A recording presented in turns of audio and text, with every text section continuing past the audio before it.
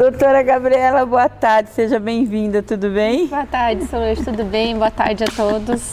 E sempre nos ajudando, né? A utilidade pública, a doutora Gabriela, nos ajudando aí como melhorar a saúde, né? Doutora, estamos começando 2022, né? E aí, quais seriam as dicas aí, né, para melhorar a nossa saúde, né? Pensar um pouquinho, porque às vezes a gente pensa tanto do lado externo aí, né, e esquece um pouquinho de ver como está a nossa saúde. Não, com certeza, é um assunto muito relevante, né, Solange? Eu acho que depois desse período de festas aí, eu acho que nós temos que acabar voltando um pouquinho para o nosso interior, voltando um pouquinho para a questão da prevenção de doenças, até realização de alguns check-ups, alguns exames para ver como é que estão os níveis de colesterol, como é que estão os níveis de glicose, tentar pegar essas doenças, esses fatores de risco já no começo, para que a gente possa, com algumas medidas pontuais, prevenir que essas doenças apareçam no futuro, né? E a prevenção ainda é o melhor tratamento, né? Doutora, por exemplo, nós vimos muitos casos de pessoas, né, sendo infartadas, né? Nós estamos vendo diariamente isso. Nós vemos muitas pessoas assim, quer atingir um objetivo tomando muitos suplementos também, né? Nós estamos vivendo um mundo aí, tudo pode, não é verdade, né? Tudo acontece. E aí, doutora? Eu acredito que esse é um tema que tem que ter bastante cautela. Primeiro, a ocorrência de doenças cardiovasculares, de infartos, de acidentes vasculares cerebrais, ele tem sim aumentando, né, nesses últimos períodos aí, por inúmeros fatores, sejam eles pela questão alimentar das pessoas, pela questão de rapidez alimentar, pela questão de não qualidade desses alimentos, né? Então, e as pessoas buscam aí suplementar, mas na verdade o que é um suplemento alimentar?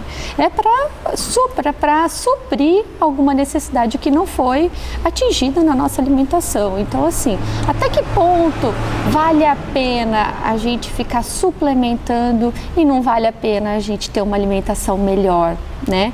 O nosso corpo é muito sábio.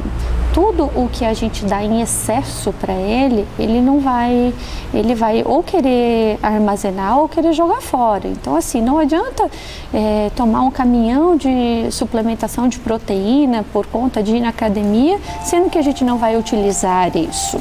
Então, eu acho que tem que ser avaliado caso a caso, não pode tomar o suplemento que o vizinho toma, tá? Porque nós somos seres individuais, nós somos seres que temos necessidades, que temos metabolismos diferentes, então precisa ter muita cautela nessa questão de suplementação. Então, doutora, primeiro passo, né? Todas as pessoas, tem idade, por exemplo, assim, um jovem, né? Eu vou fazer exame de colesterol e tal, mas eu sou novo ainda, né? Que idade que a doutora indica para as pessoas começarem a fazer prevenção? Olha, não tem muito uma idade, existe assim um perfil.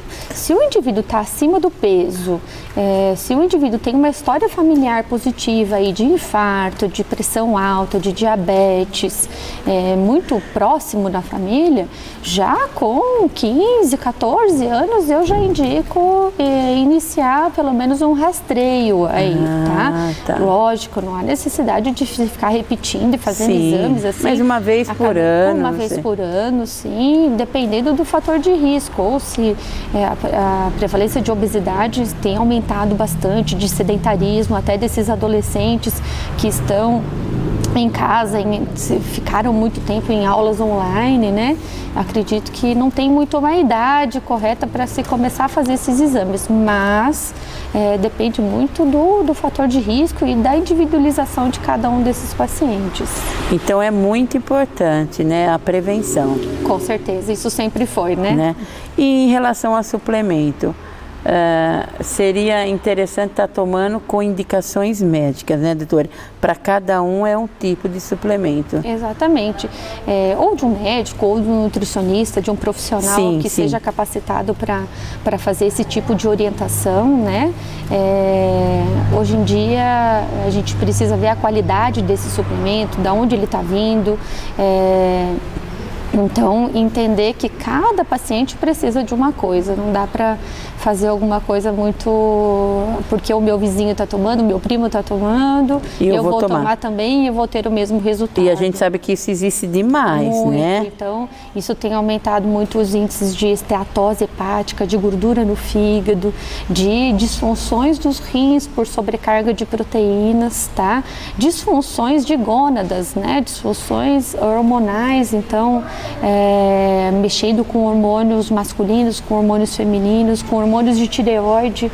Então, é um assunto muito sério e que tem que ser levado a sério. Não dá para comprar pela internet aí qualquer coisa e ir tomando e colocando para dentro. A gente não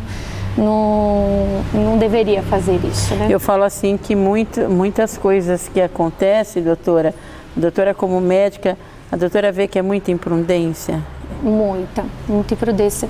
Eu acredito que a facilidade de acesso a esse tipo de informação e de medicamento, eu acho que isso é um ganho para nós, né? Ter mais acesso, a população conseguir ter acesso a medicina, a médicos, a orientações, mas tem que ter muita cautela em quem está orientando e o que está orientando, né? A doutora acredita que muitas sequelas que existem em pessoas poderiam ser evitadas? Com certeza, né? A gente vê que o gasto com um paciente que teve uma sequela de um infarto, o gasto com medicações, o gasto com fisioterapia, com reabilitação, poderia ser evitado se o paciente tivesse um hábito alimentar melhor, mais direcionado, né? E focado nisso tudo, né? Doutora, muito obrigada, né? Então, para terminar, eu queria que a doutora frisasse nas pessoas, né, do importante aí da prevenção antes que depois fique com sequelas, né, doutora? Então, a mensagem que eu gostaria de passar para vocês nesse ano que está iniciando aí, que iniciamos, procurem fazer os seus exames, procurem os médicos fazer exames gerais de colesterol, de diabetes, um exame de urina, exames de tireoide. Procurem o médico para estar fazendo essa triagem, porque prevenir é melhor do que qualquer remédio.